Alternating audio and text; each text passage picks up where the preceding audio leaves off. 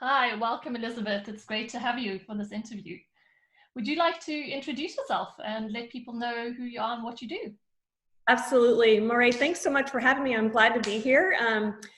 So I'm Elizabeth Cassano, and I'm a functional medicine practitioner here in Louisiana in the States, and I really help people rebalance and regain their health. Perfect.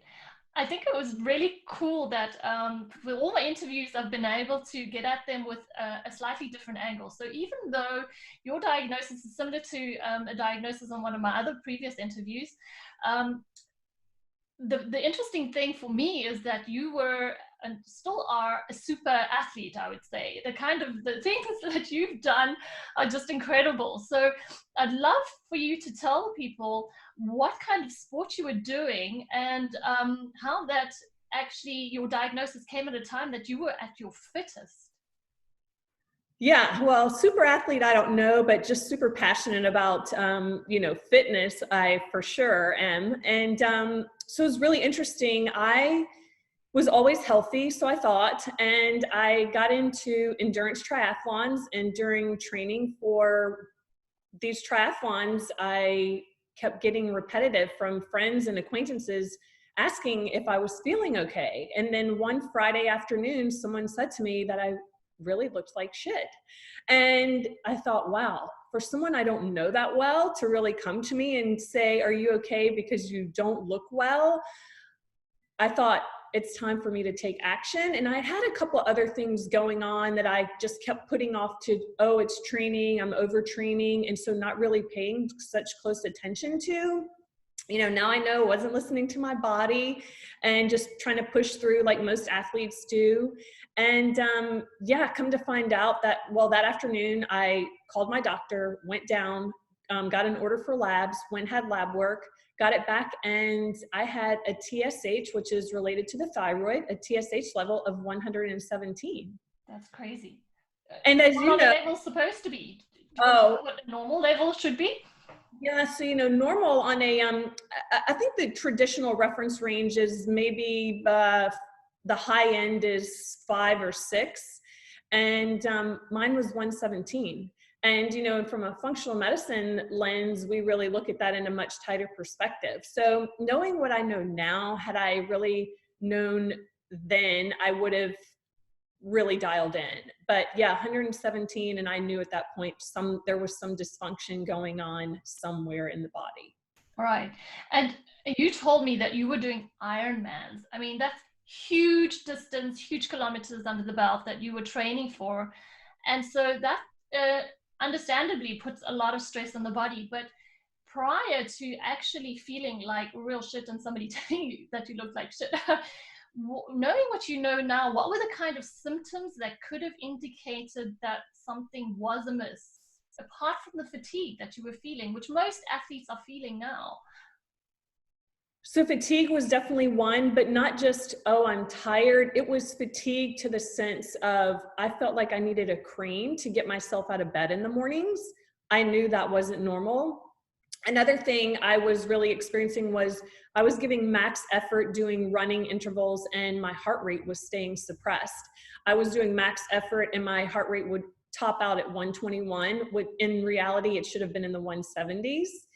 That's not always something most people would pay attention to, but I was really dialed in with my heart rate. That's something we can all do and just, kind of feel our heart rate. So those were two big ones. And then also looking back, I think I had major GI and bowel issues going on too. Right. I mean, the GI issues is something that a lot of people experience. So, what are the kind of tips that you might give to somebody? Because I think that probably a lot of athletes, maybe runners even, are experiencing runner's diarrhea, that kind of thing. What's normal? What's not normal? Runner's diarrhea is definitely not normal.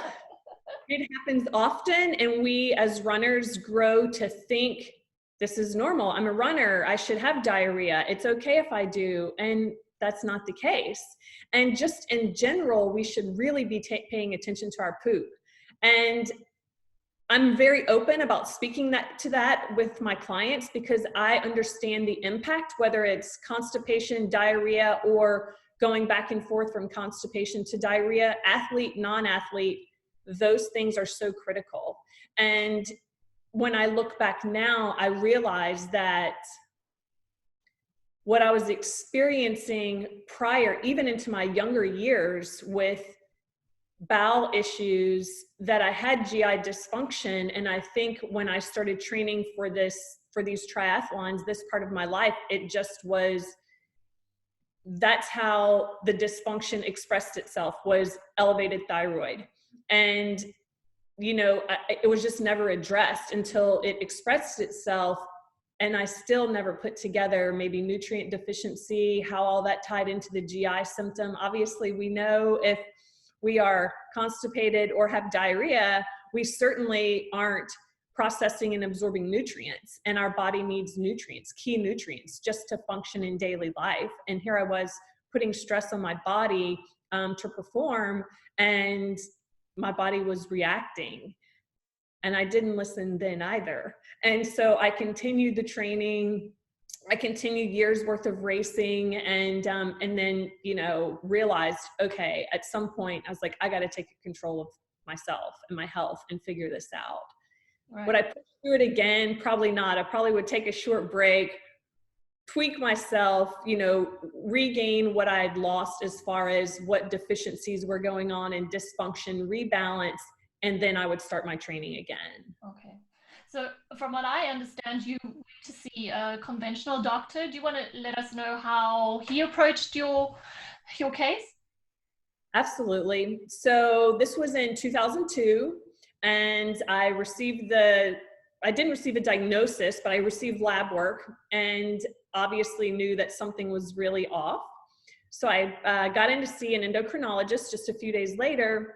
Walked into his office. My mom was with me. My husband was at work. So my mom came. I was devastated to know that something was going on with my body. I'm thinking, you know, what is this? What's happening? I'd always been healthy, so I thought, and walked in, sat down. He walks in and literally pulls his script pad out and just starts writing the script based on my lab work that he had reviewed, palpated my thyroid, and I was out of there in less than 10 minutes. Wow. Okay. So that was it. And good. And then how did you end up finding functional medicine and your path back to wellness? On my own journey, I just kept thinking there's got to be more than just taking this one medication that is going to help my body regain what it's lost or fix my deficiencies. I know now that the thyroid being broken isn't because the thyroid is broken. It's because of insufficiencies in nutrients or other toxins, or, you know, something with diet, or like you mentioned, GI issues going on. So the longer I kept going, I just realized something has got to change. So I started doing my own research, started reading, and then really made a connection with a naturopath doctor who kind of got me on the right track. And then just through pursuing my own research, I realized, oh my gosh, functional medicine is so in alignment with what I felt for myself at the time. And I just latched on and knew that it's what I needed to really get on the right track. Great. So with finding functional medicine, what are the approaches in functional medicine that you're applying to your life now that are really helping you move forward and keeping you at a point where your Hashimoto symptoms are in remission? Probably every functional medicine fundamental principle there is, I really over years have included into my lifestyle. And it becomes a lifestyle. So it includes diet. And when I talk about diet, I'm not talking about diet restriction. I'm talking about food and nutrition that really work for my body. Also hydration. You know, I've always thought about hydration, especially as an athlete. We think, oh, we have to stay hydrated because we're sweating. We need to replete that. But I'm talking hydration down into the cells, because that's where we are, the cells where it happens, you know. So realizing hydration and staying hydrated, not just drinking water, but make sure I'm getting the minerals getting into the cells. Still movement. Do I believe that running hard every day is the best thing for my body? No. And so I've started other forms of self-care where I do a little bit of gratitude journaling or meditation or spend time in a sauna or just, you know, going out for short walks and just really trying to find ways of sharing my stress or getting my stress outward, whether it's physical stress or stress that's within the body. And so I think too, athletes have so much oxidative stress in our body because of the demand we're putting on. I think that's huge. So I really pull from all tools and fundamentals of functional medicine. And it becomes a lifestyle. I mean, I just don't think of it as work because I just see it more as, okay, I mean, I'm certainly not perfect. And, you know, it's a big thing. And so I know if I go a couple of nights of not getting the right amount of sleep, I understand that how that impacts my decision-making starting the morning when I wake up. You know, you're kind of groggy. That day may lead to not making the smartest choices with the food you choose to eat. And then it just spirals. You're agitated. You don't have time for your kids. You know, you just don't want to be bothered. And so I feel like all of these things combined are just such a huge part, and they sound so simple, but they are so impactful when we can start taking bits and pieces and putting them together to create the lifestyle that really allows our body that healing environment. Yeah. So what is one message that you would give to an athlete that's listening to this in terms of, because I know most athletes are so competitive that they think faster, better, stronger, that kind of story. What would you tell that kind of person who may even be suffering from minor symptoms about what you've learned from your journey? So I would suggest to anyone at any level of, you know, exercise or athleticism to really listen to your body, not so much about aches and pains. My wrist hurts, my ankle hurts, I tweaked it in the gym, I'm running too long, you know, my knee's aching. We really need to get beyond those aches and pains and think more about symptoms. I mean, symptoms are gifts from God or your universe. You know, listening to our body on your sinus infection, you're getting, you know, you get repetitive sinus infections, or you just have this cold you can't kick, or you've got GI distress. Is it constipation or diarrhea? Just mood swings, just different, really listening to your body. Headaches. These are symptoms. These are telling us that our body in some way or shape is broken, and that we don't just need a Band-Aid or a pill or take Tylenol or Motrin or get a pill for GI digestion, you know, something going on.